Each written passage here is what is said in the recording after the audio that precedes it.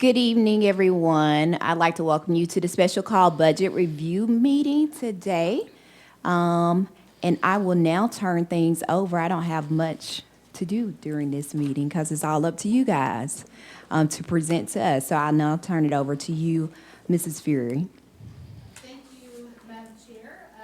It is incredibly hard to believe that we are already in a new budget cycle for the fiscal year 23. It seems like the years are just going by quicker and quicker. I just want to, whoops, sorry, my light's not turning.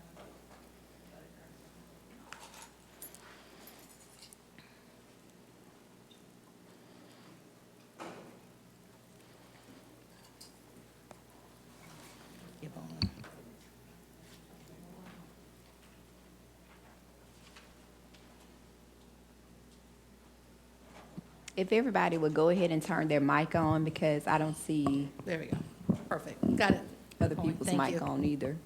So if you had a question, you would have to wait for your mic to come on. Thank you. Pardon me, I apologize. I thought that the mic, I had already turned it on, but just to capture what I said just a few seconds ago, it's hard to believe that we're already having conversations about what the budget looks like for fiscal year 23. The years just seem to go by faster and faster every year.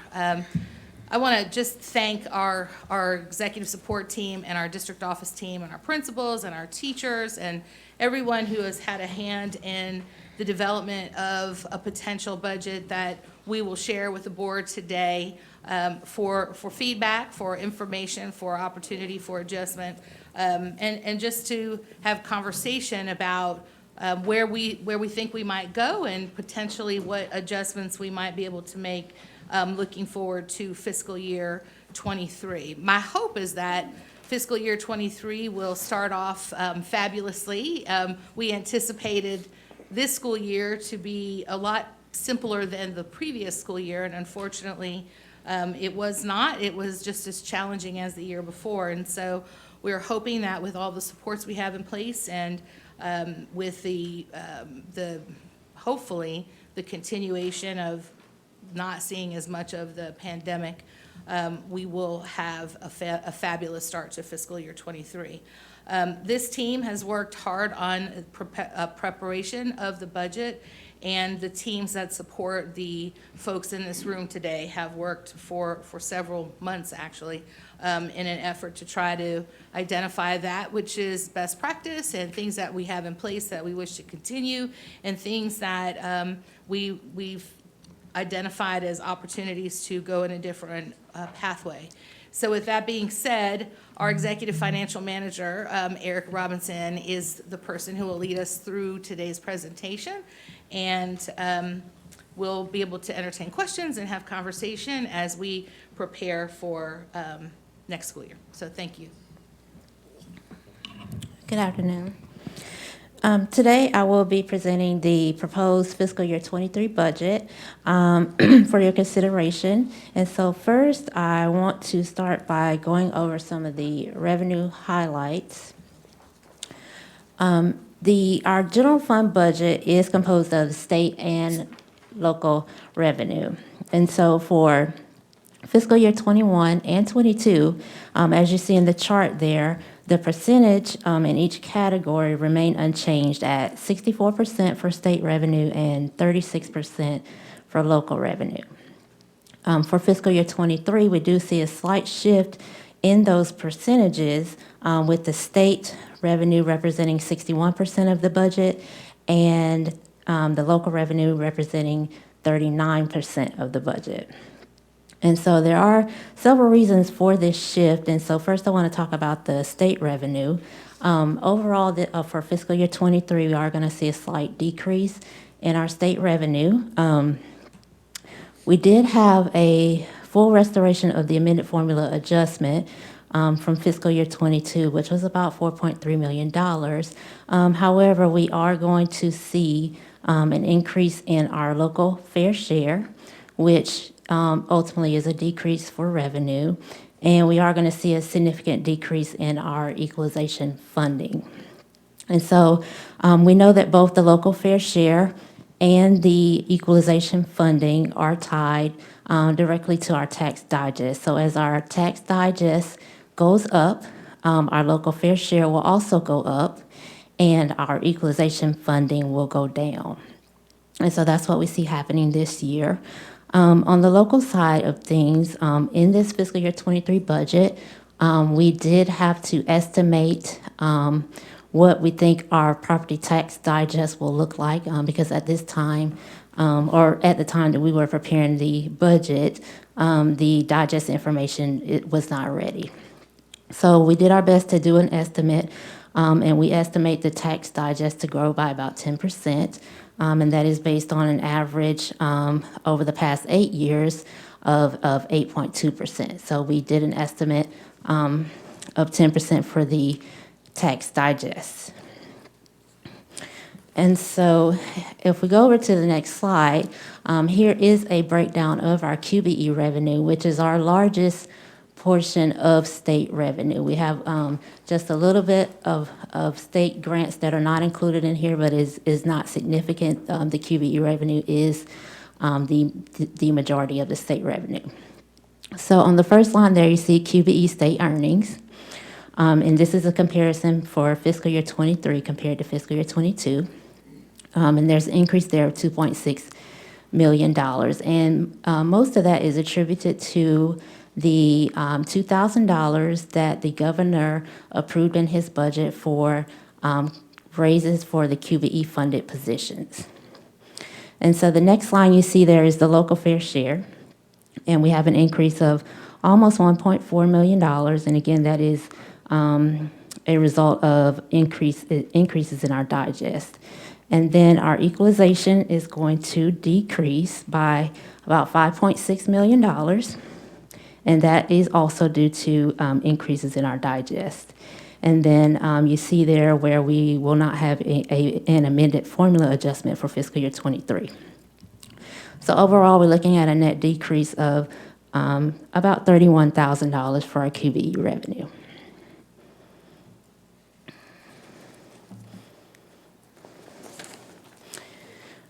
On the local side of revenue, if we look at our 15-year history of the M&O Tax Digest, you can see where I was speaking earlier about estimating the digest for 2022-23.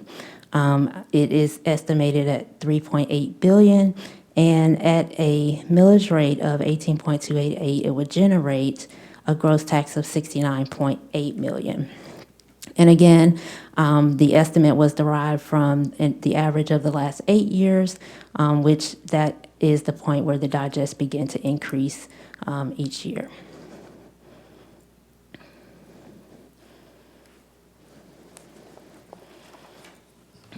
And so now I'll move on to some expenditure highlights for the fiscal year 23 budget. We have proposed expenditures of $217.6 million. And we have a projected enrollment of 18,798, which would lead to a per pupil expenditure of 11,579, and that's for the general fund only. And so here we have broken down our expenditure budget by major categories. We see that salary and benefits is the largest portion of our budget, at 84.02%, followed by textbooks and supplies at 4.60%, and then computers and equipment at 3.95%. And so those top three categories represent over 92% of the fiscal year 23 general fund budget.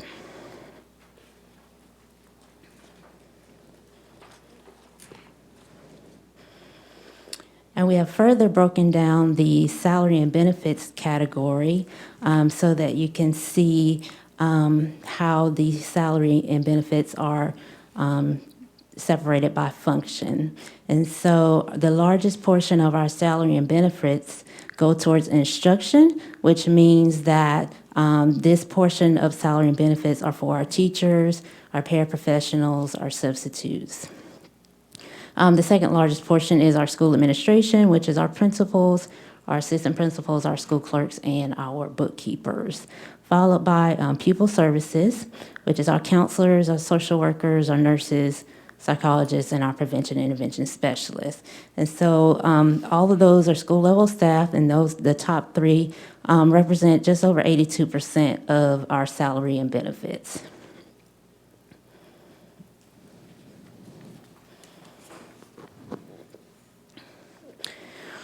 Next, we'll go through some of the budget additions that are included in the fiscal year 23 budget. It is separated out by strategic goal areas. So the first area that we have listed here is student achievement and success. And so in this budget, we have included a math textbook adoption. We have also included positions for one assistant principal and one counselor for Eastside High School. We have also included a CTAE Workforce Innovation Coordinator and a Humanities Specialist. Additionally, we have included increased contract days for our high school APIs and ADs, which is your assistant principals of instruction and your athletic directors. And lastly, under student achievement and success, we have one request for an upgrade to the gifted coordinator position. Under high quality workforce, in the budget, we have included a permanent pay raise for all full-time employees. A portion of that raise will be covered by the $2,000 provided by the state for Qbe funded positions. We've also included a staff ambassador program to assist with recruitment and retention of staff. Under culture, climate, and communication, we have included an audio enhancement upgrade for select schools. We have included increased contract days for instructional technology specialists and also a self-harm alert tool. And lastly, under organizational operational effectiveness, we have included an artificial turf project for Sharp Stadium, the purchase of school buses, and we've also included positions for a student services coordinator and operations administrative assistant, along with 6 custodians, and the custodians would be for Eastside High School. And those positions for Eastside High School are due to increased size of the new facility.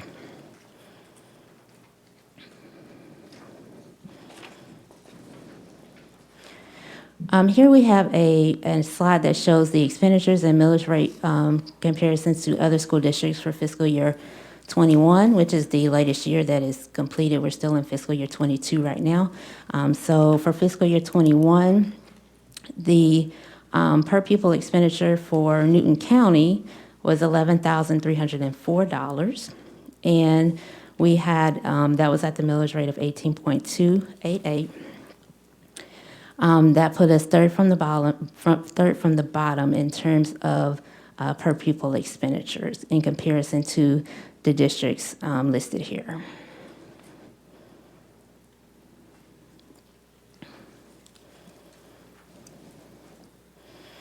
So next we'll go into the general fund budget scenarios that we have.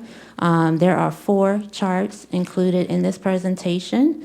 They all are related to permanent pay raises. So the first chart, which is chart A, includes a $2,000 permanent pay raise for all full-time certified staff and a 3% pay raise for all non-certificated employees. The total cost or the approximate cost for this permanent pay raise will be $4.4 million for salary and benefits. And so the $2,000 is the $2,000 that will be funded through the Qbe funding formula.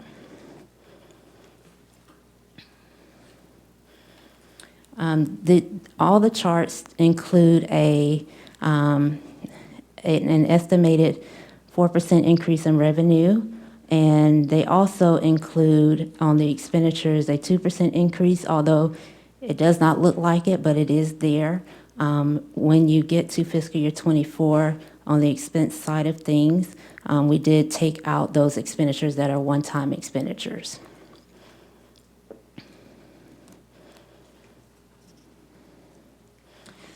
On the second chart, which is chart B, it's the same as chart A.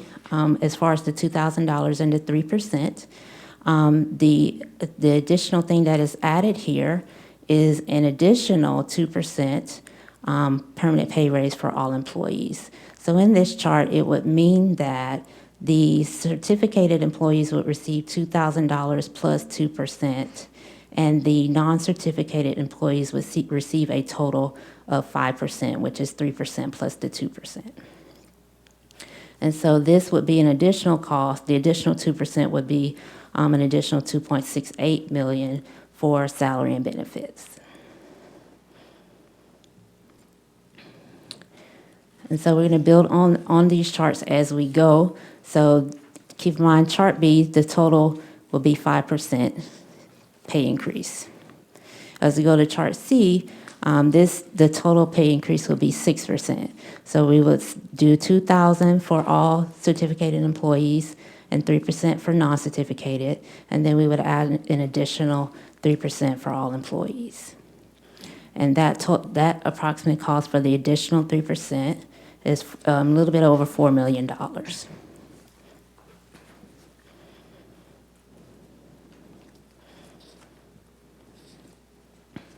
And in chart D, which is the last chart, this chart, the total pay increase would be 7%. So it'd be $2,000 for certificated employees, 3% for non-certificated, and then we would add an additional 4% for everybody. And so the total cost for the additional 4% would be $5.3 million for salary and benefits. And so these are all the chart options that we have for this year's general fund budget. Behind the presentation tab here, we have the general fund budget, the detailed general fund budget that we could, if you all have questions about that, we can go through that.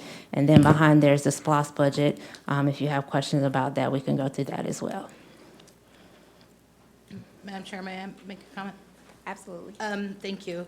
Something else, just to put in front of the board, with the fiscal year 22 amended budget, you heard Ms. Robinson say that there was $4.3 million that was restored. It came back to the district. And so those dollars are actually added into fiscal year 23. And because they were unbudgeted funds in fiscal year 22, we aligned the school bus purchases and the, I think it was is it the turf?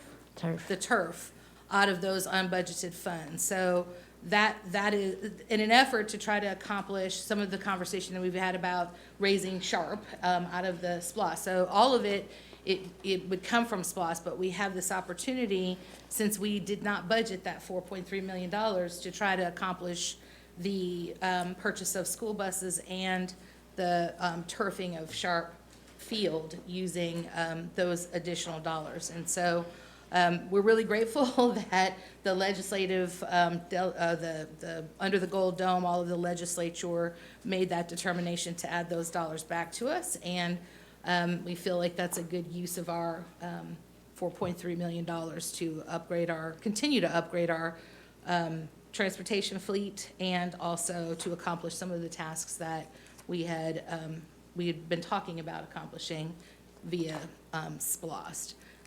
Something else that's really important to think about too when we talk about SPLOST is many years ago, I think it was maybe 2013, somewhere in that neighborhood, we had a debt service millage rate of 1.9. So we had a millage rate of 20 mills and a debt service millage rate of 1.9. And one of the things that the board did over a period of 2 years was eliminate that debt service millage rate to 0. So we're I actually did a little research to try to figure out how many districts have a debt service millage rate, and there are quite a few of them that have them in place. But fortunately for our taxpayers, our board elected to zero that out, and then we've transferred all of the debt on our big projects like Eastside High School, renovation of the old Eastside High School, to the end. Actually, Flint Hill, I think, was still in there. The original Flint Hill debt was in there as well, and I think we're almost finished paying that one off this year. I think we will pay our last bond payment on that, but then we have 2 left. One expires in 2025, and then, of course, the East Side bond. And so there's about $5.5 million in the SPLOST that would normally have been part of the debt service millage rate. So those dollars that would have been appropriated for one-time expenditures are not available to us any longer. And they haven't been since 2000 and, I want to say, 14, somewhere in that window of time. And I think it's been a good return for our taxpayers because we have relied on a community of people who expend their dollars in our businesses to help us fund some of these big projects that we have going on. So I feel like it's kind of important to talk a little bit about that just because it's happened so long ago that people forget that the board made that decision to zero that out. And it was a big help to our taxpayers, but also then sharing the debt across the community rather just on the backs of property owners. In addition to that, everything that you see in this budget is tied to or linked to our Portrait of a Graduate and our strategic plan in every way, shape, and form. You know this because when you approve items when we bring them to you for approval, you see that we keep up with how many of our board items via assembly are aligned to our strategic plan. So if it doesn't fit, we don't bring it forward to you. And when you looked at the budget, everything in there supports one of the major goal areas, which are student achievement and success, high-quality workforce, culture, climate, and communication, and organizational and operational effectiveness. And so that's our strategic plan, and we sort of live and die by that thing so that it keeps us focused on the work for our school system. I think that's it. I don't think I need to say anything else yet. So with that being said, I'm turning it back over to Erica.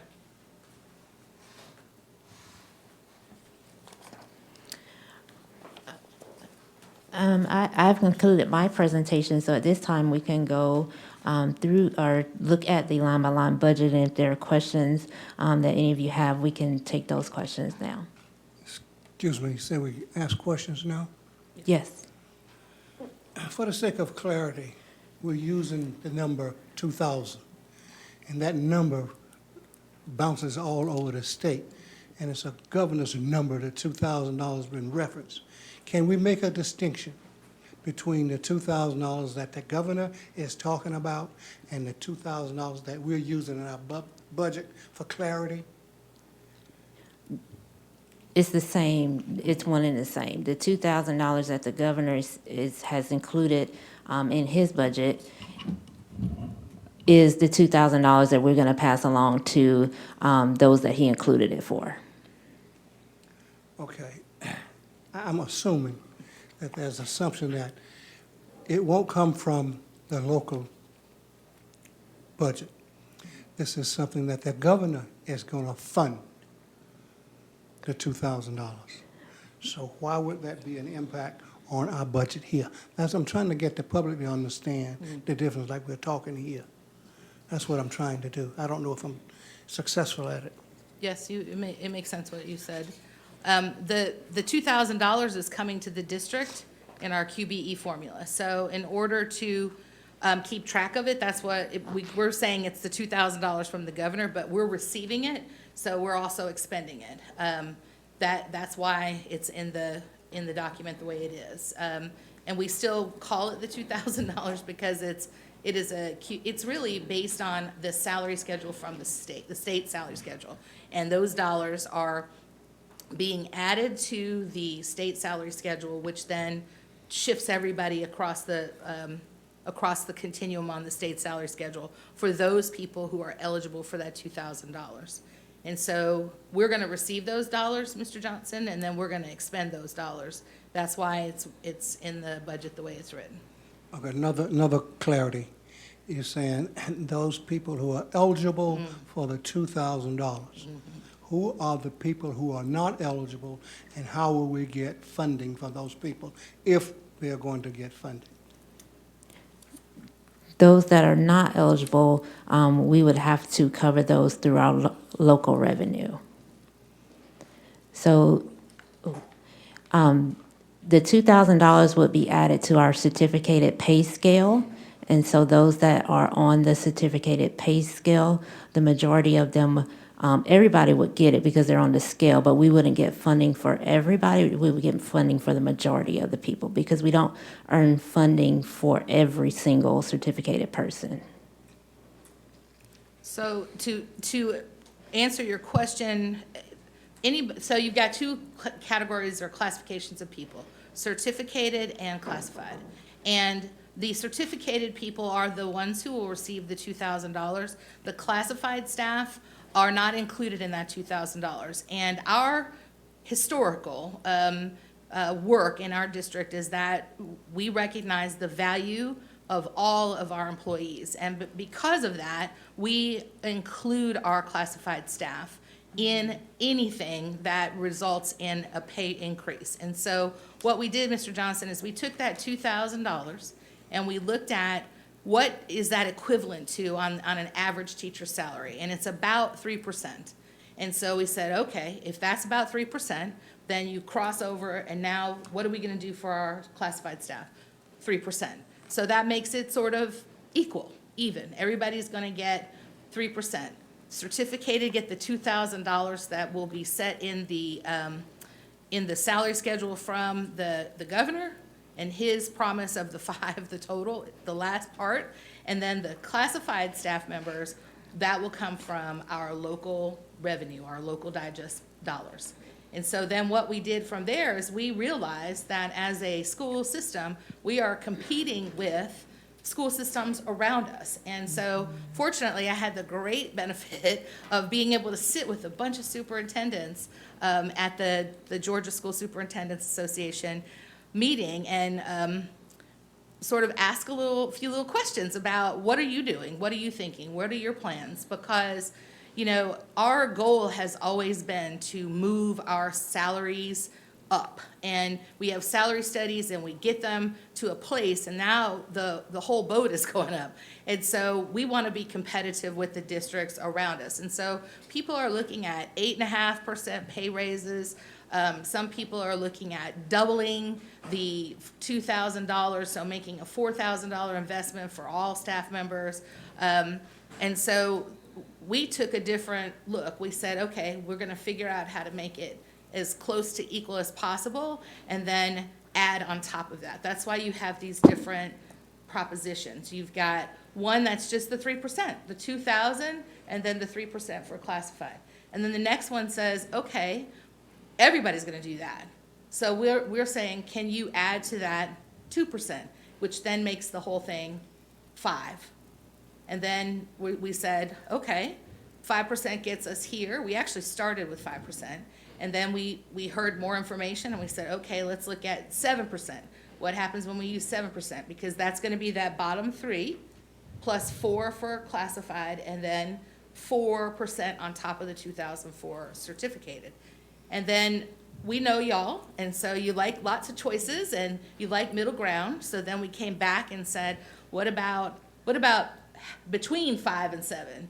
And let's look at 6%. And we're also watching that ending fund balance out in 24-25, because, you know, we're predicting and projecting what the revenue stream will look like. And honestly, we probably projected low because we don't want to overshoot it. So we kind of hold back. And even though Erica said the last, 8 years or 5 years, it's 8.5%, 8.2% increase in the digest, we only included 4%. We're like, let's do 4 because that's a middle ground. It kind of covers the difference. And we kept an eye on that last number, trying to stay with a healthy ending balance, 3 as far out as we could see.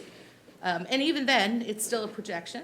But this is my 10th time doing this, and I feel pretty good about not leaving our school system in a position where we have had to struggle ever in the last 10 years. Now, that doesn't mean that couldn't happen tomorrow, though, but that's our goal. And so all of that to say, Mr. Johnson, we try to do equal for all people who work in our school system, period. Well, I'm glad that's the thrust here, but I guess I don't want to be redundant. I just don't feel comfortable that our parents, our taxpayers, know that we have to subsidize some of the $2,000 that's been alleged on public television, that we're paying all teachers $2,000. Right. And that's not an accurate statement from our governor. I know people saying, gee, man, you're challenging the government. Yes, I'll do that, because our people need to understand what he's saying. He's not giving total truth here. The other dollars got to come from the local taxpayers. Right. So nobody is saying that. So if there's an impact on the local tax rate, well, then they're going to come to Ed Johnson, you voted to increase it. No, I didn't. Your governor didn't put out a fair and balanced raise for all teachers.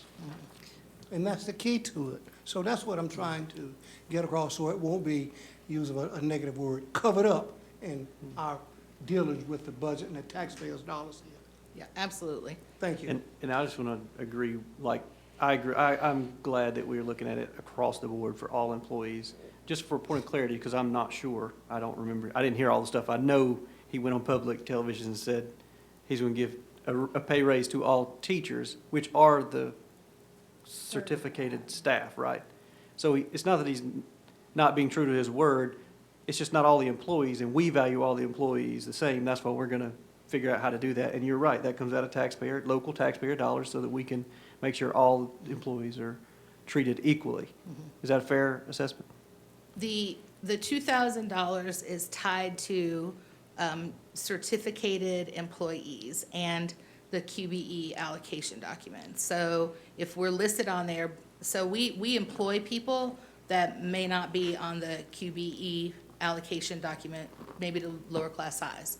So they may not be there.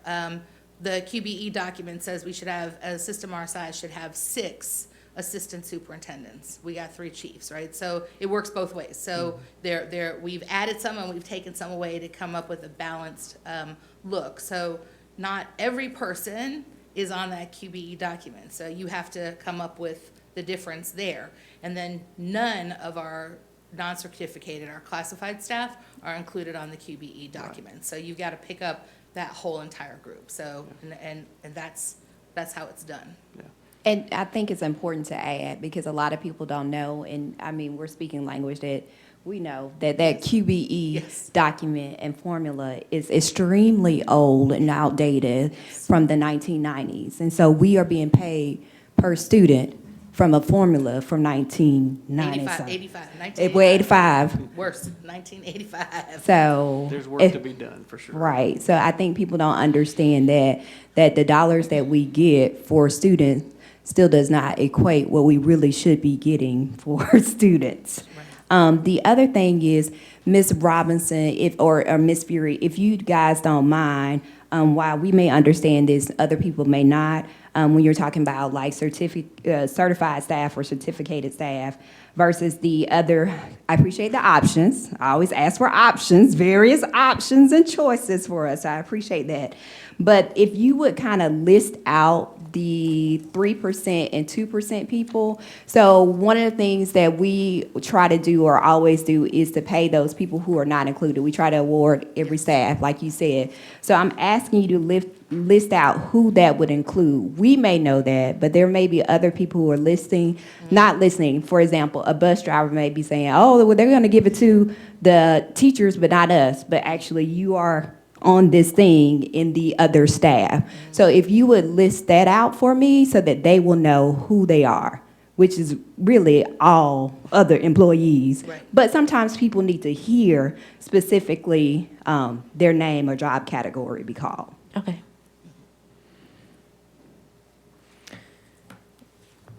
I can, I'm like, who? Okay, so teachers, anybody who holds a certificate, so teachers, administrators, counselors, psychologists, anybody who has to have a license to work. Those folks are in the governor's raise, if they're QBE allocated. And then the other side would be our custodial team, our school nutrition team, our bus drivers, our bus monitors, our paras, gosh, let's see, our maintenance team, our mechanics, who else? Who am I missing? That's pretty close. School nutrition, did you already say I that? said school Okay, nutrition, yeah. Media That's center. some- Central office staff, your central clerical. office staff, Paraprofessionals, administrative professionals, Paraprofessionals, did yeah, I you say got that? paraprofessionals, Your technology. bookkeepers. Certain Media. technology people, if they're certificated, they'll be listed, but others not. Bookkeepers and your school Bookkeepers, clerks. School clerks. Those are all not certificated, and we value them incredibly. We could not operate the school system without them. And None of so- the recommendations that you've provided leave anybody out. That was what I was gonna say next. So we're given 4 options. Yes. What Mr. Trey Bailey said, so I want everybody to know the 4 options, no one is left out. Not a single person is left out. Thank you in for that the work. 4 options. The options are just varying rates of positivity. Various rates of positivity. And these are continuation, so they are not a one, so people No, will they're understand that permanent. as well. They are not a one-time thing. No. These are permanent. No, and it is very confusing, so I'm glad that you're Yeah, I asking just those want to break it down clarifying for questions. plain language. Absolutely, and it is important because there are other things that we can easily confuse this with, so. This is permanent, moving forward in the fiscal year '23 budget. Those 4 options, and includes every single person who works for our school system. So does Full-time. anybody else have questions? Because I have a couple of questions, but I'll entertain y'all questions first. I got Go ahead. 37 questions. Go ahead. Well, I want to ask some just the overarching questions first, or some points of clarity. Got his mic on? The eSplost, you mentioned some items in eSplost that we didn't, or there's some items in the budget Yeah. that were originally in eSplost. All right, so it helped me understand, with eSplost, we can move things out of eSplost and do them in the general budget, but we can't add things to eSplost later. You can add to eSplost later as long as it falls in the categories that we put forward in a referendum. Okay. So, I think that's what I'm getting at. I'm not Yes. asking that we do that. I'm Right, saying right, we presented to the community Yes. for a vote, and in eSplost, it said these items Yes. are what we plan on accomplishing. Yes. And then one of the benefits of the eSplost is that it helps even the tax burden. It's not all on Property on owners. property owners. My concern, I think, is and you made a statement, I want to clarify it. Sure. Or understand it better. If one of the intentions of the eSplost is to lower the tax burden, and if we then move items out of eSplost into the general budget, to me, that becomes then a tax burden on the property owners. So if we agree to that, I feel like that might be kind of going back on our word a little bit with why the taxpayers agreed to do eSplost anyway. They have to vote on that. They voted on it based on these projects, and now we're saying, well, we're going to actually put those back into the M&O or back into the general budget. Right. So that's a concern for me, because I think that's, we were just trying to get the thing done. I get it, but I feel like that we need to be careful on those lines, to me, personally. Just to respond to that, Mr. Bailey, we would not have made that move had we not had unbudgeted funds restored to the system. That's what I'd like to comment on then. Yes. Part B Right. is We wouldn't you- have done that. Well, Part B, and this is where, who I'm talking to, the QBE formula, like, so the quality basic education formula that the state uses to help us with a quality basic education. You mentioned that that money, the governor approved that formula adjustment have no adjustments anymore. Like, we actually get the amount we're supposed to get. There's no, In fiscal year it's '23. in full now, what is funded in full. Yes. Is that right? Correct. And you said that's $4.3 million unbudgeted, which I agree. For Right here. this fiscal year that we're in now. Right. Yeah. However, in the chart even provided to us under QBE revenue, it's not a net gain. Like, we're not gaining 4.3 million overall. If anything, we're losing 30,700 in revenue. So while I agree with what you're saying, I just don't want to mislead anybody to go, oh, well, we've got 4.3 million now all of a sudden, let's go put turf down, let's put that in the budget to do turf and buses, when that wasn't what we told the voting populace what we would do. They voted for East Blost, and now we're trying to go, and I don't think it's underhanded or anything, so please hear me correctly. I don't think we're trying to cover anything up. I just don't know that it's what we told the taxpayers we would do for the purpose of alleviating their tax burden, spreading it out, and now it's showing up in the budget at a large sum of money, like how much total? 1.7 for, I think, the turf, and buses were going to be 2.9. That's a lot of money to shift from East Blost into the general budget when the taxpayers did not vote to do that. Okay. And can I make a comment on? Yeah, I'm off the grandstand for a second. Sorry about that. Well, I just want to keep the message flowing, and you can take an example, the Sharp project of demolishing the building. That was in East Bloss. We moved that out, been moving it out, I don't know, for 8 to 9 years, the same process. We did that, didn't complete that project, but now we want to put it back in another category. I mean, how unbasic can you be? It's in there. It's in Well, these it's in there, yes, but would it go to 12 years now, or 13, or?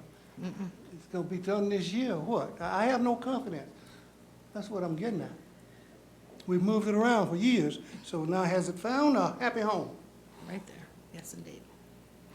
I'm It's in asking. the has it FY found a '23. happy It home? has, but we use the unbudgeted restoration of the austerity cut that we experienced this year. We didn't budget $4.3 million because we didn't have it to budget. And it was restored in the fiscal year '22 amendment. And in order to put Sharp first, we took the field and the buses and put it into the general fund, which is completely permissible. There's nothing wrong with that. You just can't put building a swimming pool in SPLOST because it's not there, right? You had to stay within the confines. But that we felt was a way to accelerate progress on our SPLOST projects. It's not something that you have to do, but it's certainly a way that we could do the things that the board wishes to do in a more accelerated fashion, which then would free up, so when as the SPLOST continues, we will have paid all of those things off, and then you'll have more revenue in SPLOST to do other one-time type projects. But it's Admit- shifting the financial burden is the point that I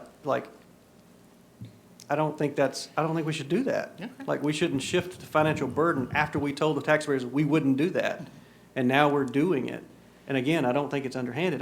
That's why I want to get it out and just say, that's what would be happening. If we vote on this and approve this budget as is with the buses and with the field, and look, I'm for those things, just not in the general budget. It needs to come out of SPLOST the way we said we would do it and not pass that burden on to It's perfectly fine, it's just an property option. owners. And what Mr. Bailey saying, I actually agree with him on that factor. And I think about our conversation last year when we were looking at the millage rate. And our millage rate was like, we took it down from 19.78 to 18.28, but there were 3 of us that did that. One person wanted 19.78. And so we have to think about how long it took us to get to the 3 of us, coming with a compromise to lower it for the taxpayers.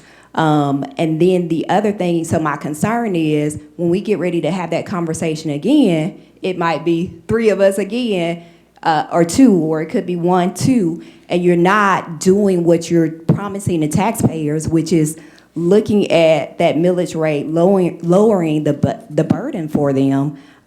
Especially because that's one of the things you hear, my tax bill, my tax bill, my tax bill, my tax bill. I don't have kids, And so if that's something we're saying we're going to do, I kind of agree with Mr. Bailey on that point.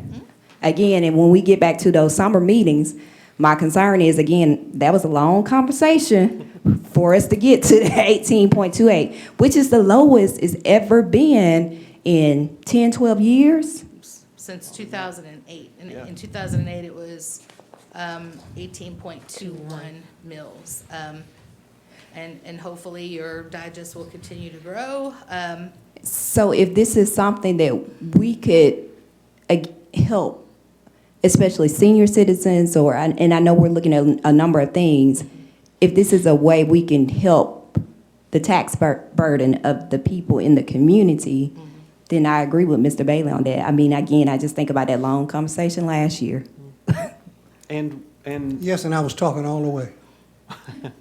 And I think we would need, if we look at, which, again, we would need another E-Splost at some point You're gonna need to, we want the citizens to believe in what we're doing and go, yeah, we'll help alleviate the tax burden. I just don't know if this would sit well when that time comes. It is just an idea, a way to get the projects completed. And so then we're back to, what do you want to do first? Because you can't do all of them. You can't do turf, lighting, and demolish sharp. You just don't have the financial resources to do that and do the other things that need to be done. Right. So And I think the board has already put together a priority list prior to today. yes. Yeah, so that priority list already exists. I mean, Turf, turf, lights.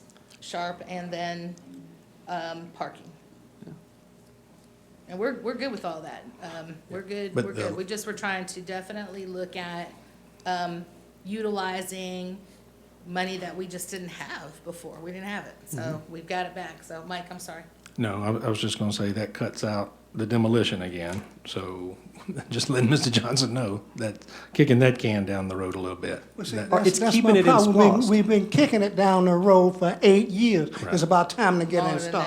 that. Been longer Well, than then, let's budget accordingly. We get here and say one thing, move the funds, just like, to protect the innocent. We got a building over here that's festered with drug use over there, and we won't recognize it and stand up to it like we should, and get rid of that building over there. If you haven't seen it, come out with me, I'll show it to you almost every afternoon. And it's easy to see. Come on, let's get real. Well, you can do that first and then do the others later. I can't understand why we won't do that. It just baffles. Because we got board Do you members know that what don't from want me? To sit here and talk about this year in and year out, and we can't come to an agreement to tear that building down over there for what reason? But we want to, what? Bring the kids in and turf the building, and the field, and all that, new lights? We don't need lights to shoot dope in the dark. They do it over here. Come on. So one other point I'd like to make is school buses, that would also really eliminate the ability to purchase school buses in this next round of SPLOST. And I do want to point out that the ideal that's communicated to us is that school buses need to be retired after about 15 years. And so I will tell you that half of our fleet is above 15 years old. And so we have a very old fleet. It's costly to maintain. But that decision, I just want you to know the results of the decision would be that we would not be able to do that. And we have some buses that we're going to have to take off the road because of their condition. So I just want to put all of the facts out there. Sure. I mean, I think then, but to have presented a budget with items moved that I mean, I know you're presenting it tonight, but I think that's why we're having this conversation. Then I think we got, if it is the pleasure of the board, the team to go back and figure out how do we keep things where they're supposed to be, that, like we told the taxpayers we'd do, and then adjust accordingly. But we don't have 4.3 million. You keep saying we have 4.3 million. It's specifically in that It's in the QBE next amended one. formula adjustment, and it's not a net gain. Right. Okay, Yeah. just, we didn't Well, find all I'm 4.3. saying is that we didn't budget for it I because agree. it didn't exist. Right. So when the formula was amended, then we thought this might be a way to capture those two projects, which would then Sure. speed up some of the SPLOST projects. It's I just agree. a very honest way to look at all the dollars that you have available to you and try to make a decision that benefits everybody. That's all. If you don't like it, it doesn't have to be done. I know, I dropped a $10 bill in the parking lot. You just gave me 20. I can't spend 30. That's my point. Like, you keep saying we got 4.3. You're right, we didn't budget for it. But there's no net gain. We don't have 4.3. And because we don't have 4.3, we shouldn't have moved things in the budget, is my point. I hear you. Okay. I hear you. All I'm right. not confused. Dr. Barr, would it be possible for you to get, and just to let, so people are aware, this is a review. We want to approve the tentative budget until May.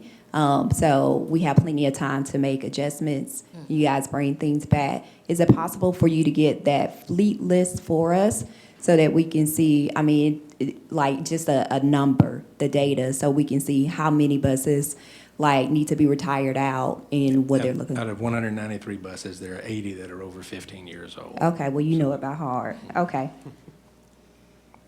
That's impressive. That's the one thing, Mr. Johnson, I got for tonight.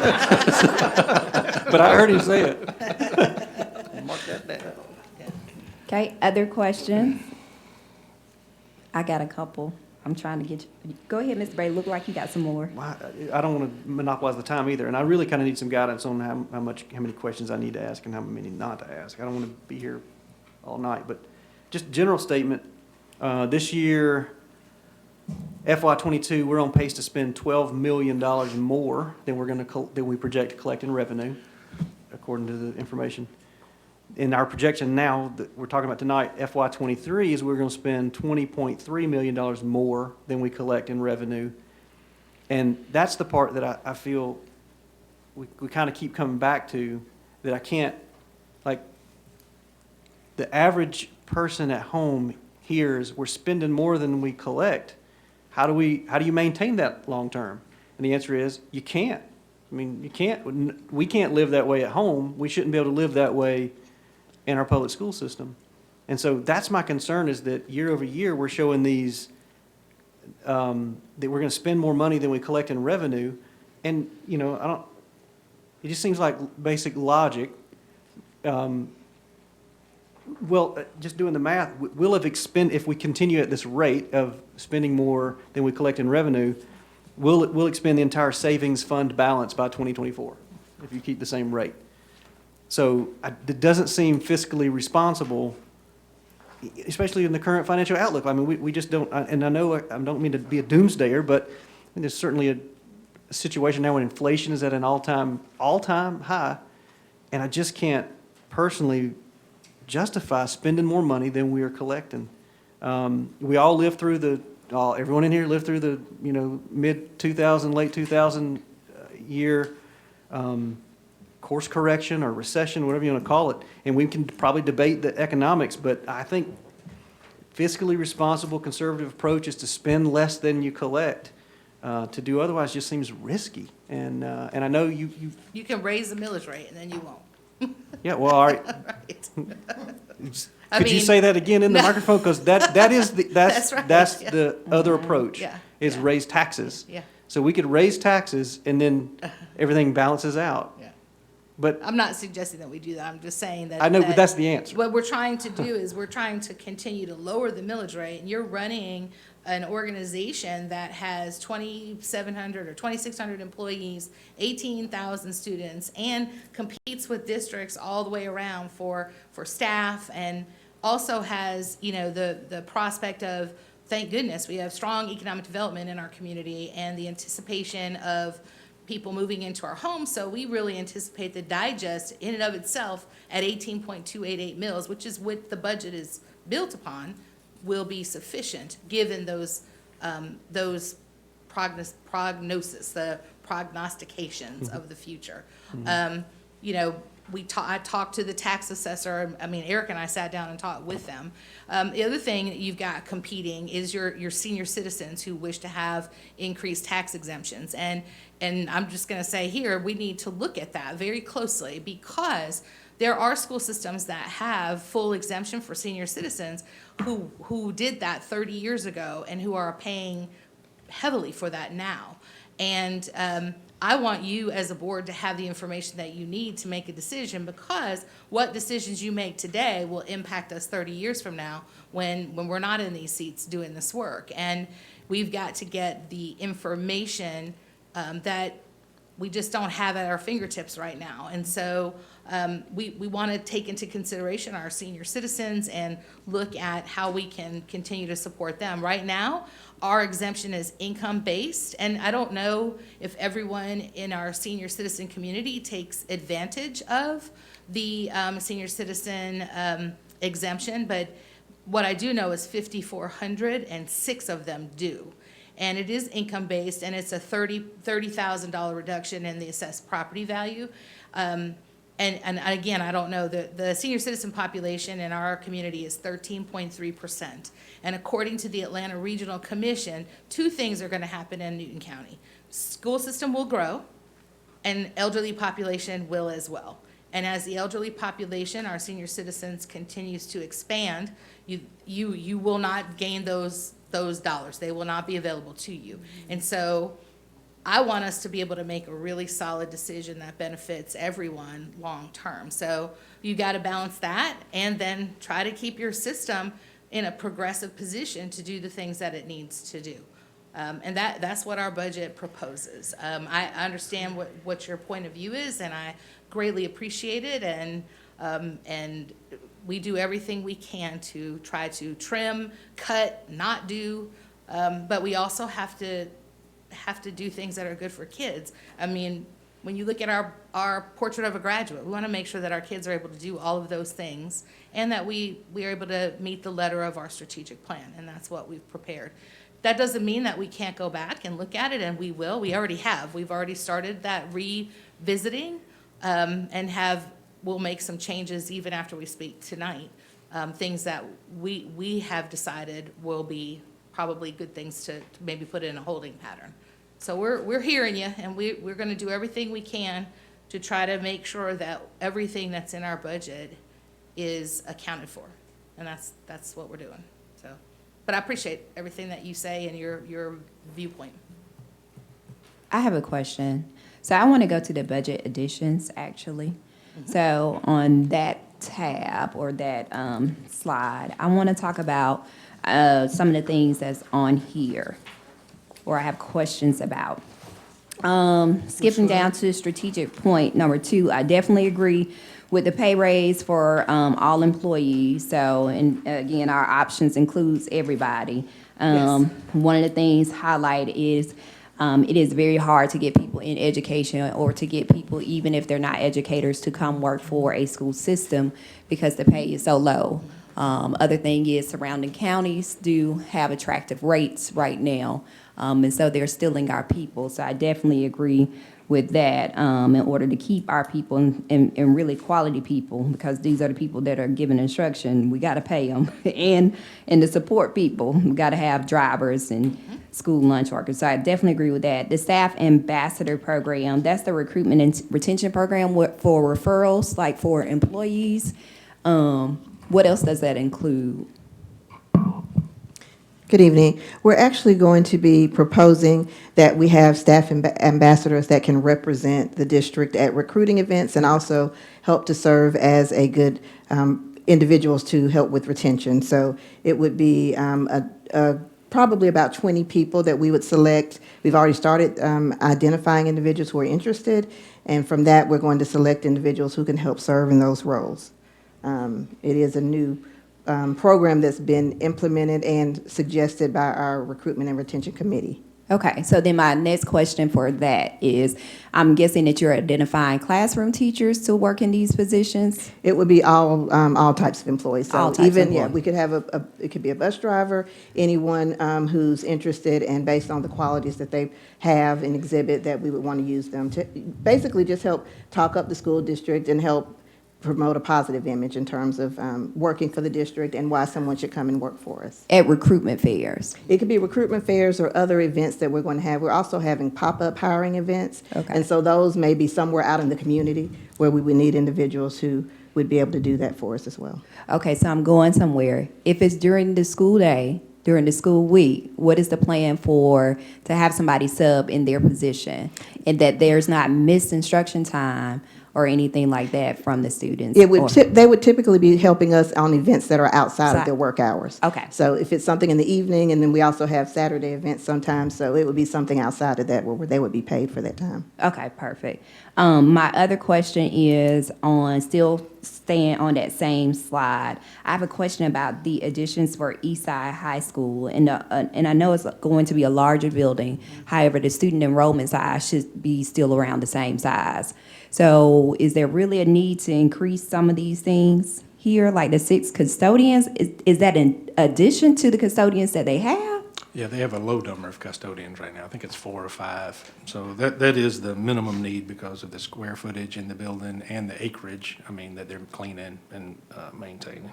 Okay, and then the assistant principal and the counselor, because again, they're still gonna have, we're not rezoning or anything, so they're gonna have the same enrollment size.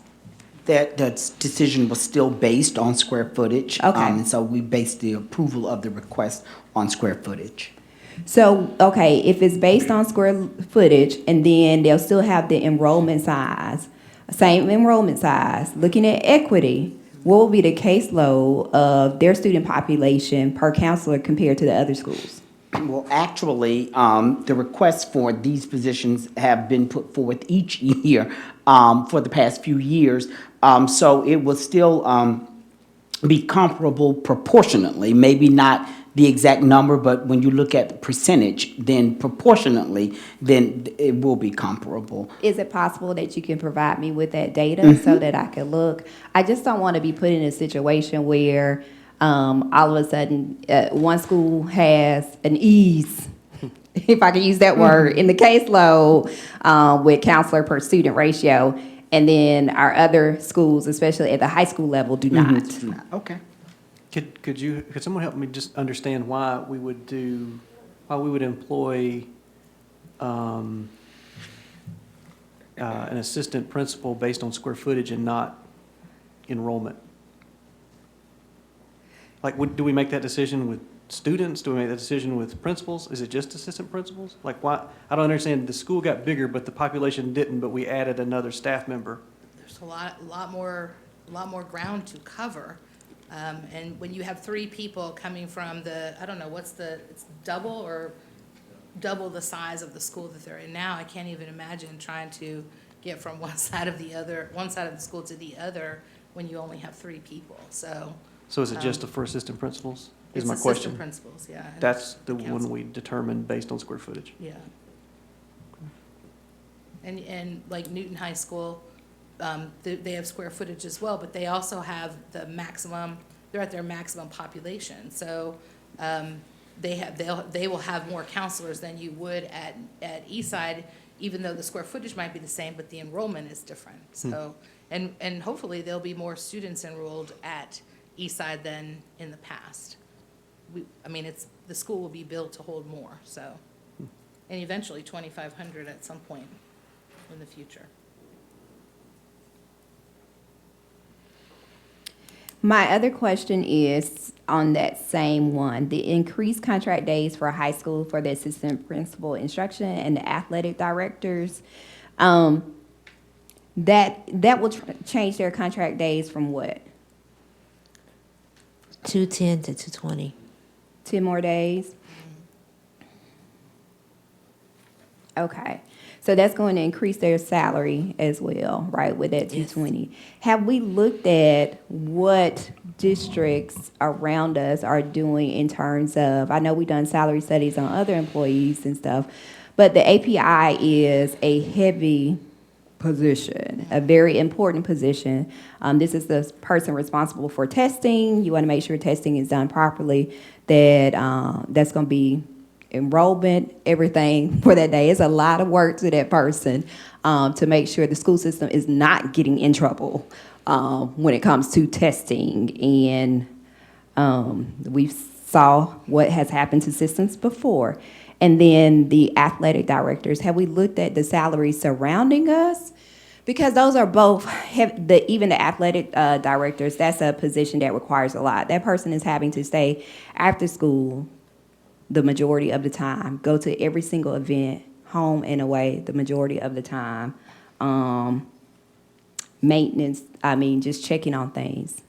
We- What, We've actually looked at it, and then we talked to the people in the roles to see what their thoughts were about adding 10 days to their contracts, and if they felt that was sufficient. Is 10 days sufficient to accomplish what you need to accomplish? And according to those in the roles, yes, the 10 days was sufficient. the 10 days was sufficient? Yes, ma'am. What about, so I'm going to use neighboring Henry County, for Mm-hmm. example, with their athletic directors. And I'm just going to use the athletic directors. I can use their APIs, but let me just use those. So I do know their athletic directors also have their own admin, because there's a lot of things involved with GHSA and the athletic director, because you also got to make sure you're following those rules as well to make sure kids are eligible to play, which this interferes with our kids being able to get scholarships if they're not doing right. Have we looked at that as well? Well, we can, Okay. just to take. Roundtree. I know we're talking about the cost, but at the same time, this is how, at the same time, we're losing people because we have them performing an enormous amount of duties compared to other districts. We are. So, and that may be a shared, I don't know, maybe you guys can look at them sharing somebody. And they may actually have someone in the buildings, I just don't know, so we'll check on it and get back. 'Cause I Okay. think, if I'm thinking correctly, they do already, but I don't know for sure. Okay. I had another question on this slide. Hold on a second. I'm looking at all my notes on here. I'll jump in while you're looking. Okay, What- okay. What is the humanities specialist? What is that position? That's a Explain. K-12, something that we probably needed for a really long time. K-12, music, chorus, foreign language, band, theater, drama, that whole fine art side of the equation. Someone who would work with our teachers in the elementary, middle, and high schools. So that's what the humanities position is, irrespective of any other potential performing and liberal arts programming. You really need to have somebody in that role.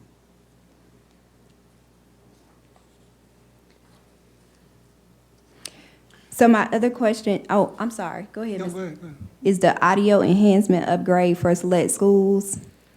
On that question, one-time expense, we don't have any E-rate money we can use for this? I Anyway, think E-rate? it's intercom. Oh, okay, okay. It's all intercom, okay. The $60,000 self-harm alert tool? What is that? Good evening. Hey, This is actually a mechanism to monitor our network, where students are interacting on the network. And so any activity that they participate in on the network, whether it's on the internet or email, that they may send some type of message or warning as it relates to harming themselves or others, then there is a monitoring system in place that would send us those alerts or contact the appropriate people, so those contacts can be made to parents or school officials or what have you. So we're right now just exploring what options are available, but we do know that once we vet a program, talk to the different people within the system, that we would need to have some funds available, to support this purchase as well as bring it to the board for approval. thanks. What time is this meeting supposed to end? Any other questions? Yes. Oh, go ahead. I mean, but I need to know what time the meeting, like, if we need to adjourn and come back, man, I literally have 37 questions. I wasn't kidding. I've asked 3 probably on my list. So, okay, we would be crossing over to executive session. Could we do executive session in less than 30 minutes? Only you two would know that. Okay, we can. Reset up this room, so you've got. Yes. We have special recognition tonight. So Oh. we have to reset up, so we may have to do executive session elsewhere. That's okay. We can go in a small conference room if everybody is comfortable. the small conference room? For executive session, y'all are good with that? Okay. Okay, you can keep going, Mr. Bailey. Okay, let's see how fast we go here. The virtual school, Department 1000, line 2324, and a lot of others. I know we had a presentation, or at least discussed virtual school. We also discussed that if there was a need for it, and if the need has gone away, is this something we need to continue? I think it's over $1 million budgeted in here. It was at least $500,000 budgeted. I was calculating them $250,000. in one line. No, I'm sorry, 150 in one line. The total is 250. It's not new money at all. What we did was, we took $100,000 from the elementary budget. We decreased it by $100,000, and then we decreased the secondary budget by $150,000 to fund the virtual program itself. And what you're probably seeing additionally is the platform, but the virtual students aren't the only ones who use that. Students who are in credit recovery at the traditional or even the non-traditional high school or the non-traditional program use that as well. So that's not a virtual program expense solely, but we use the $250,000 to give them some type of support financially this year. Right, but that doesn't include the salaries and those things. Right? The only salaries we have is, you saw a line item for $150,000 for the facilitators. What we do is we employ a group of them. They work, next year will be about 20 hours per month, and we will pay them $25, up to 20 hours per month. We'll pay them $25 an hour, so that $150,000, I calculated it and budgeted it to the T. So it's $150,000 just for that, because they don't have traditional teachers actually instructing them. It's all self-paced. What we use those people for as facilitators is to reset lessons, to conference with parents if need be, but they don't provide any type of direct instruction. Okay, thank you. I think the concern I have for it, though, is it still needed like it was before? Exactly. When we have, like, I would hate to duplicate our efforts and spend money here in the county that is not necessary. If there's a Georgia Cyber Academy, there are other options that are available free to the students in our community, and we're creating something that's already created at the state level. And Well, as I've scored through my notes to prepare for this evening, and even as far back as 2017, we had already started to lay the groundwork to develop some kind of virtual option. The COVID-19 and its variants kind of pushed us down the road faster. And so a part of it was developed as a result of our response to that. But in the 21st century, it is just, it's just something that we need in order to offer families another option, you know, to educate their children. And so we are looking long range. We don't have any of those developed on paper yet. We're starting to look long range as to what it's going to look like. But I also want to remind people that we still have a cadre of communities that's still uncomfortable with sending, you know, their children to school. We've started the registration process for next year, and we're already well over 300 kids already. Yeah. So I think just as a response to us living in the 21st century, I think we should have it, because you can now go get an entire college degree, you know, online. And so that's just the nature of the world now, is being able to get educated online. yeah, and I just don't want anyone to miss the point.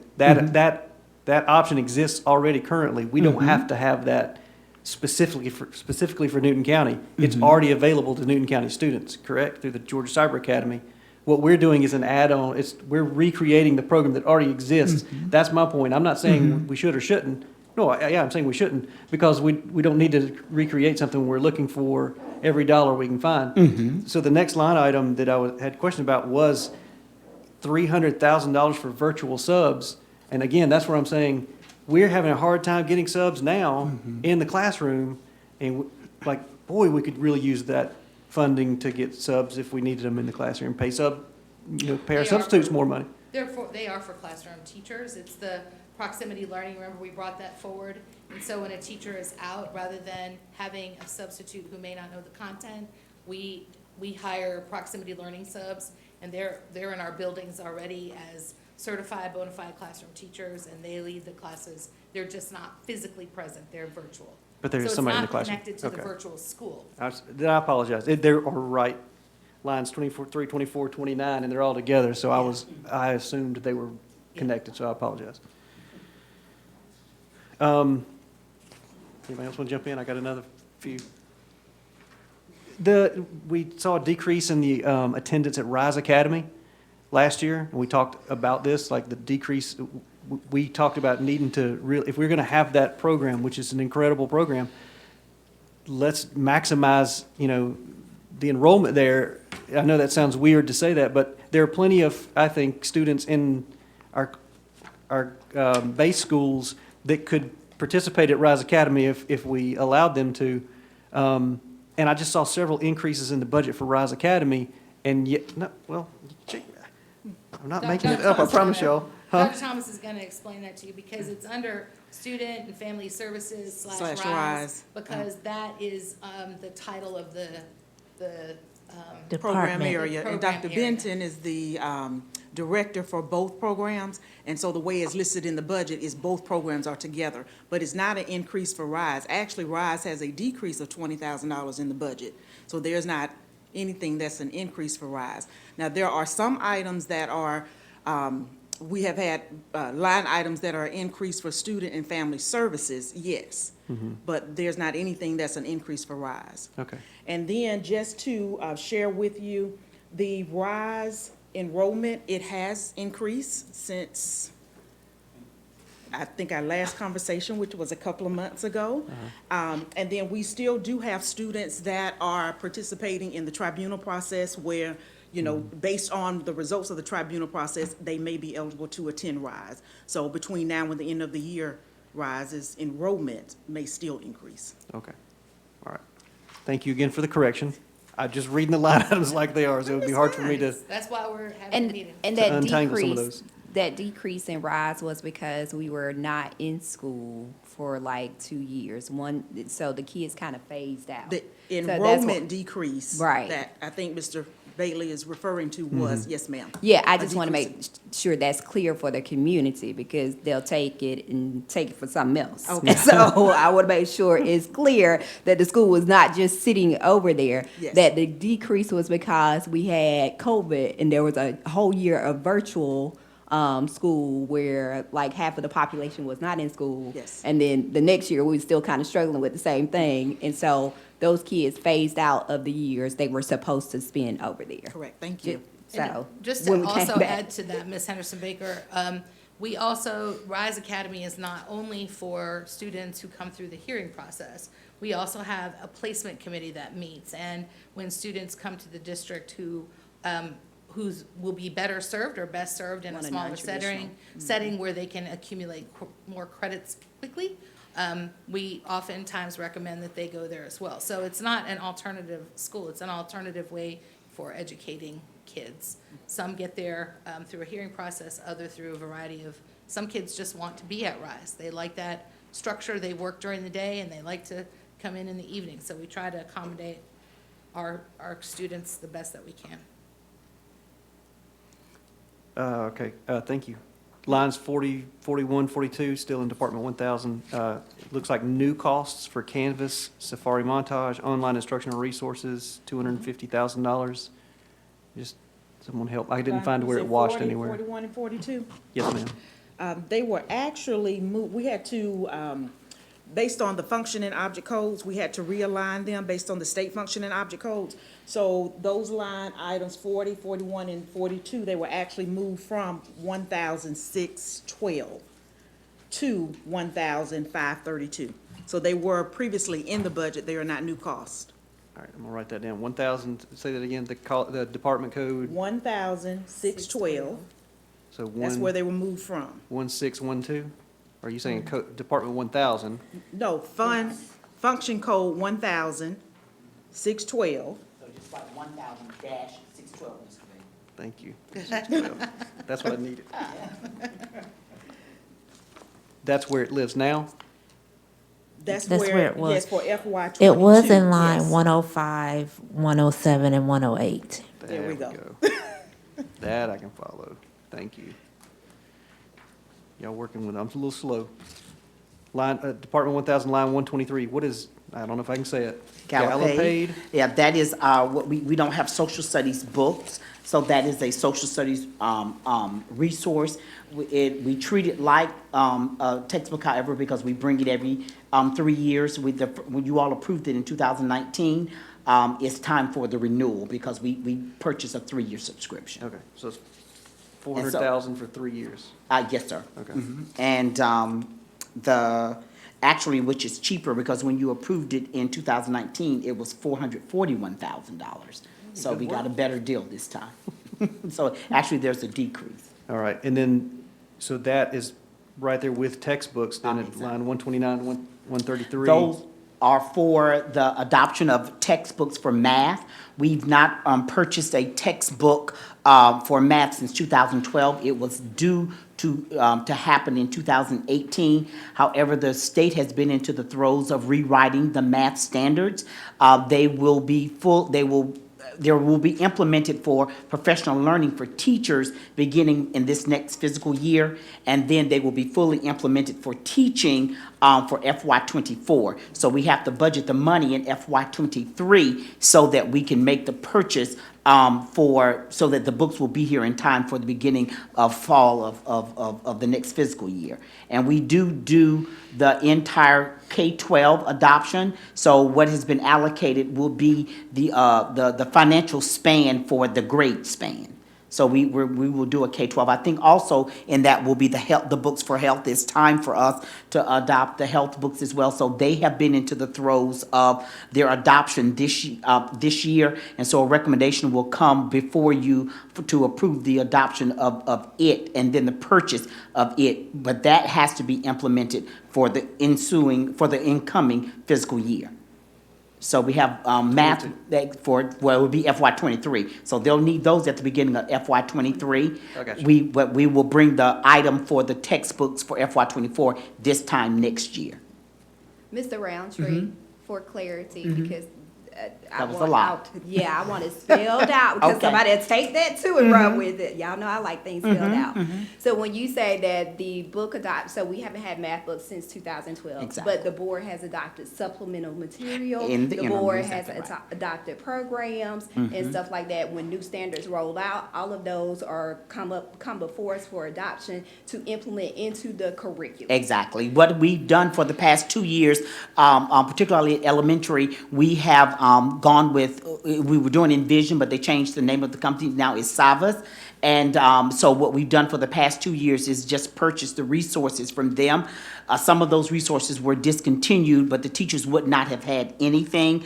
And so we did that. We actually were prepared last year to bring the recommendation for the elementary books. We contacted the State Department to get a recommendation for them, and actually the State Department recommended that we wait because of the cost, because we just didn't know where the standards were going to end. They had written them, but they put them out for public comment, and they didn't know if they had to go back and do some revision. And so that is why we're where we are. So we've just kind of purchased resources for the past 2 years, and so this next year we will be ready to adopt, because like I said, the standards will be ready for I just implementation. wanted it spelled out because somebody would say, Exactly. we not teaching the kids and we haven't had books. Exactly. So I Yeah, just they've wanted- had 'em. I want it spelled out clearly, thank you. And we're adding social studies weekly for Studies, we 75,000. were not, that's still the, we bring that every year, as well. Last year they brought it in June. Actually, that will probably come in May or June, but what that does is it aligns, the Georgia Centers of Excellence, for kindergarten through 5th grade, and they actually use that in both social studies and ELA. Okay, so just help me for the future, Ms. Robinson, this might be for you.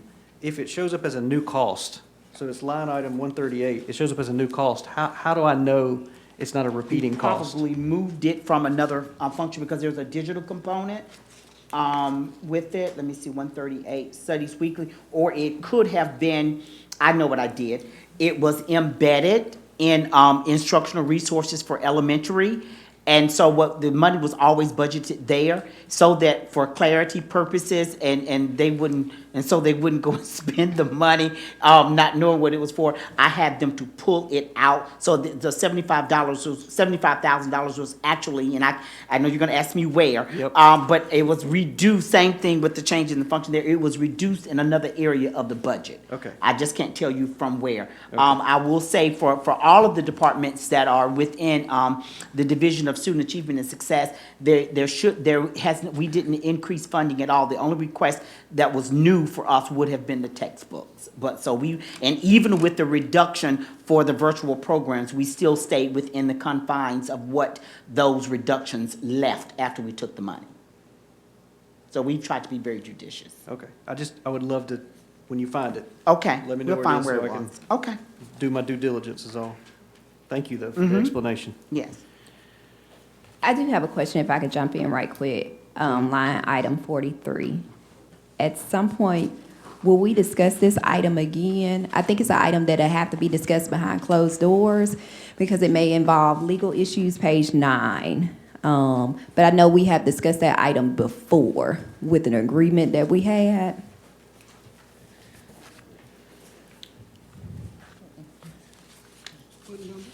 Page 9. Oh, yeah. At some point, we'll discuss it again. Yeah. To see what options we have. Yes. Okay. Page 43 was the Social Circle City Schools payment per FTE agreement, which is $950,000 budgeted. But I think we have to discuss that one. Yes. Because of legal issues behind closed doors in executive session. Okay. Department 2210, line 35, a $250,000 cost for equity assessment, equity plan. What does that mean? Like, do we have someone, oh, I'm sorry. Yes, I'm here, I'm sorry. Do we have someone that comes in and assesses us on equity? And if we do, what does that look like? What does that mean? Is this the, I'm sorry, which one? Michael Selkis. Michael Selkis, oh, yes. We've been working with Mike. Mr. Bailey, you remember? Michael Selkis did the training that you attended over at the College of Career Academy. Right, but that whole amount is what his contract is for? Serves how many? 7 schools. And then he comes and does professional development, mentors, coaches them. There are 10 days that he spends at each school. And so, of course, working 7 schools, 10 days is 70 days. And so, yes, that's the contract amount. Okay, thank you. And they have been very successful, the teachers, staff. Oh, yeah, they love him.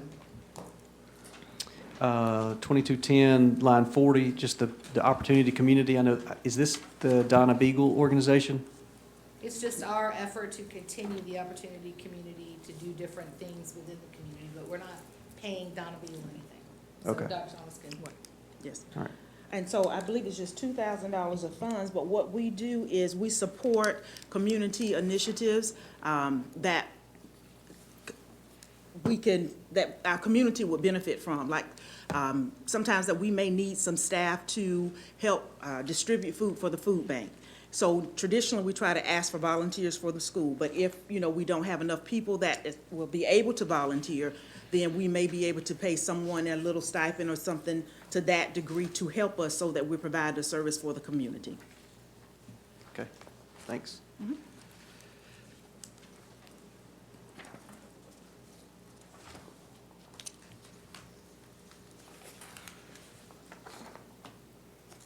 Timekeeper, we're at 6:28.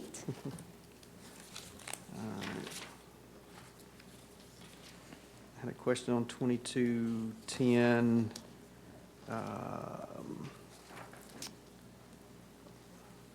Line 52, the Rethink Ed suite, the social emotional learning. Yes. Just, I know we already have that, so is this an essential renewal. cost and just, okay. Just a renewal. And you can actually, parents access it and they log in and create their own accounts and look at all of the different things to support them at home as well, with all of The the. lessons, the videos, Yeah. for students, teachers, counselors, everyone. And then there's also a training component for our teachers and counselors to use to support students during the school day. All right, thank you. How about Department 2300, line 2? And I don't want to get too deep in the weeds here, but this is one of the, I guess, executive assistants you have. Maybe it's in this overview. What position is that we're talking about? Yeah, in the operations Yeah, department. administrative assistant for the chief operations officer. Oh, okay. Gotcha. Time. I do not have a follow-up question, but. Yeah, it's 6:30, so what is the pleasure of the board? Since Mr. Bailey does still have questions, what is the pleasure of the board?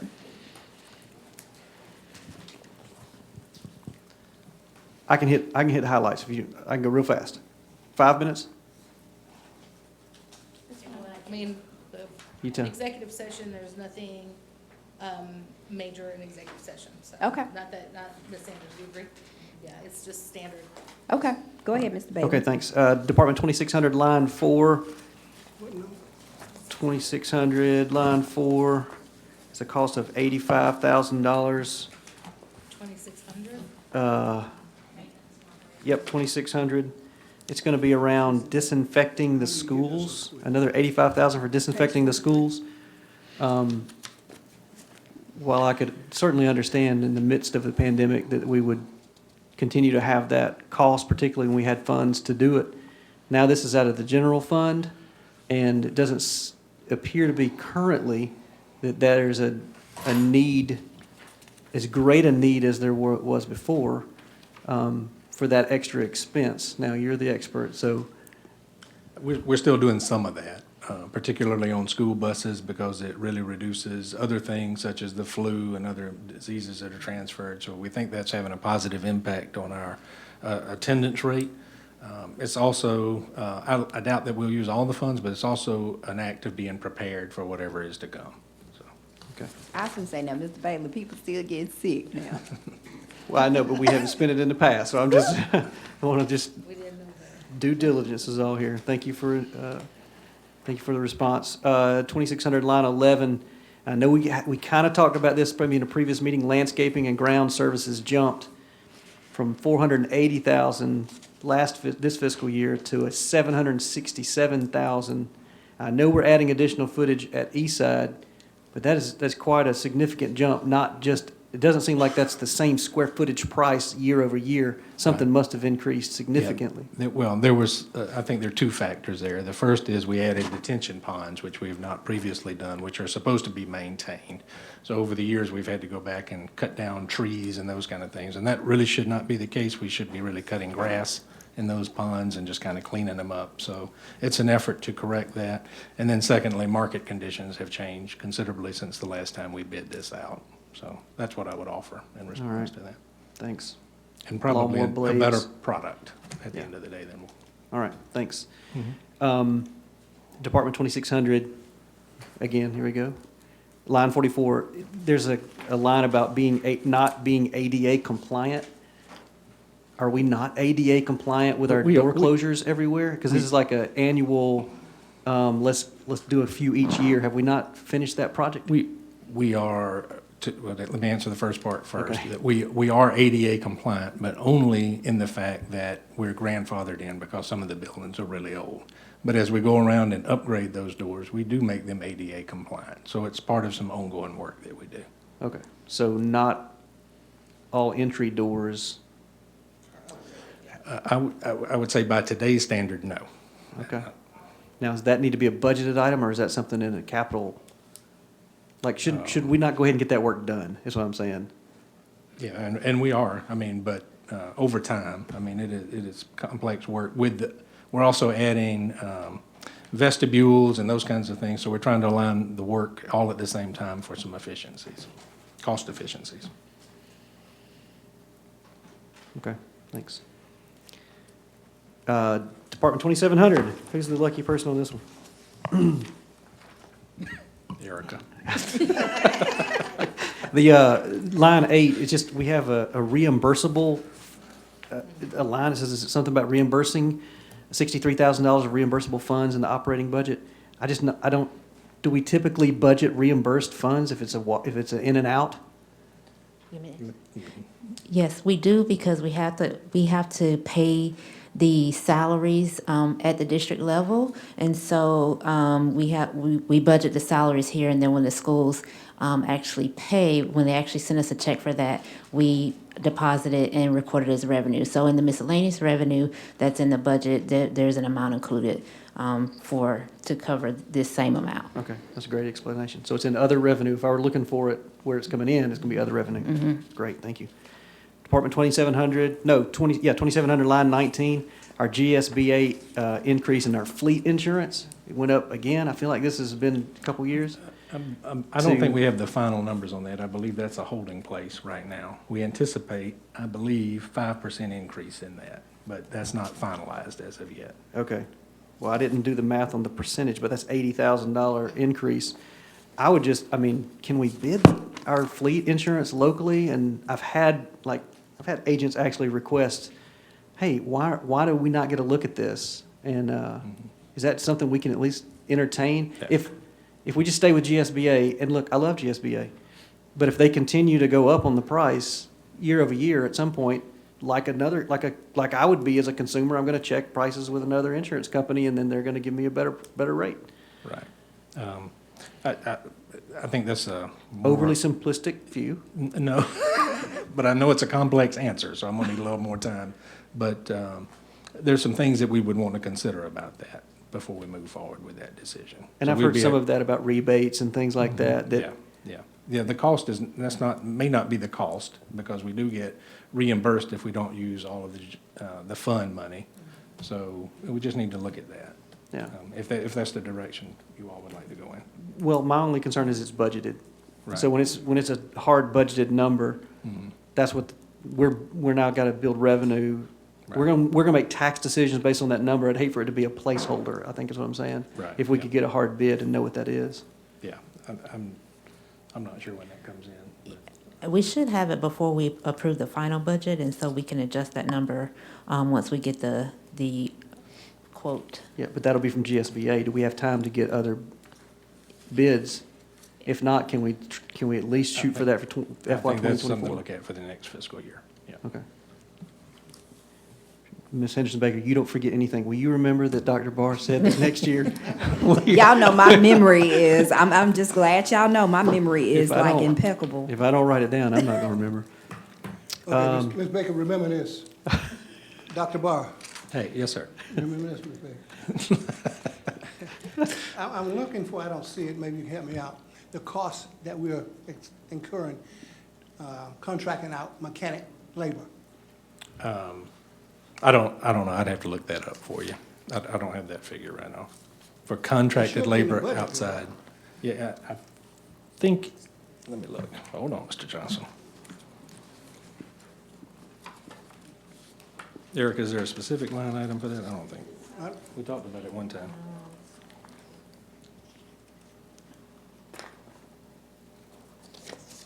I think it's just in the, In the repairs and Yeah, maintenance. line It's just- 17. Yeah, it's in repair and maintenance services, but I can try to find out what we spent in the last fiscal year for you. 16 and 17, page 47.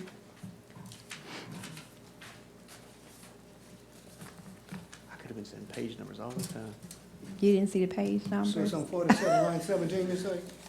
Yes, page 47.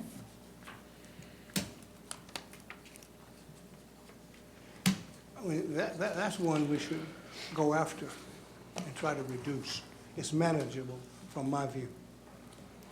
Yeah, I think so. I mean, I think we're in much better position than we were, but I can look at the number for you and find out. Timekeeper, 639. I got 3 minutes, three questions. You said, You always say, I got one more thing. go ahead, Mr. All right, Bailey. thank you. Page 50, here we go, page number, Department 2800, line 19. There's some maintenance agreements that have, for network hardware and software, increased significantly from 580 to 700, almost 750,000. Just what changed here? Was this just adding Eastside, or is there, I mean, that's a big expense? Last year, we added we had the phone system for teachers, the cell phones. That was an item for all of the teachers within the district, and that was not a cost to the district. So this year, that cost is being added to the district. And so that's the reason that there's an increase in the budget. Okay. And we have the effectiveness of that, our teachers, I mean, they have already the call thing No, on their. this is the actual phone. Call home. Yes, you can call through your computers Okay. versus using, if you're It was calling a the request parent. that they made of us to, Right. they wanted us to install telephones in all the classrooms. Right. And so you can't do that. Yeah. And so we found a software that turns their computers into a telephone, and that's what it is. Okay. I guess if it's a software program, is there a way we monitor it? I just would be curious to know, is the ROI there? Like, if people have their cell phones, and I know there's a few places in buildings you don't have service, but are the soft phones essential? Like, are people going, man, I gotta have that? Or is this some kind of add-on that is maybe not necessary right now? They wanted it. I don't know, Dr. Fowler, do you have any additional information on the usage? Yeah, I mean, they're using it, we can pull up the actual usage rate per site and all that data that is readily available, so we can do that, but the teachers are utilizing, the phones to make calls to parents and parent conferences and all that. Okay, great. I'd love to see the data. That'd be perfect. Thank you. How many more did I say?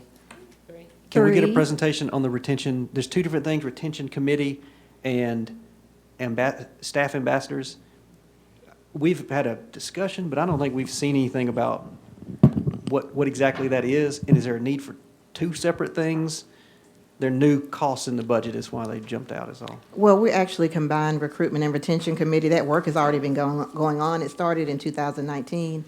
Then we had a pause because of COVID, and now we're looking at ramping things back up. So some of the cost is for the recruitment and retention committee and the work that they do to help support initiatives in the district. And then the staff ambassador program is really the new one, so that we can look across the district instead of just using our school level and district administrators to provide information and ideas and suggestions. We're also incorporating other employees.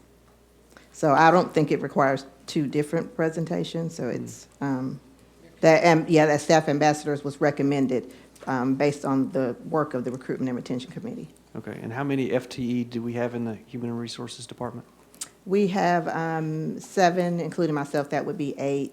And then for this, we're looking at really helping to hire all positions. So we have 2,500 employees, and you can imagine that the 8 of us could not nearly serve and support every individual who, one, wants to find out about jobs and employment in the school district, as well as talking to all the individuals who want to find out about career advancement, and those individuals we're trying to convince to stay.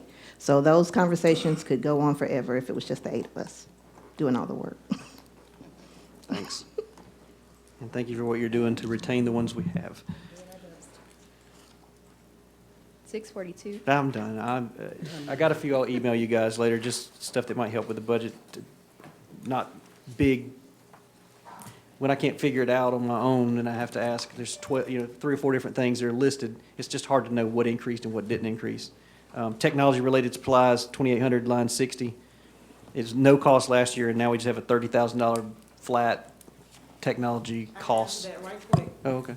It moved from line item 2,800, 616 to 2,800, 611. Thank you guys for your time. Okay, thank you guys so much. That's going to conclude the special, budget special review. So we'll move on to executive session at this. Yes, ma'am. Okay, so they'll adjust the room for everyone right quick.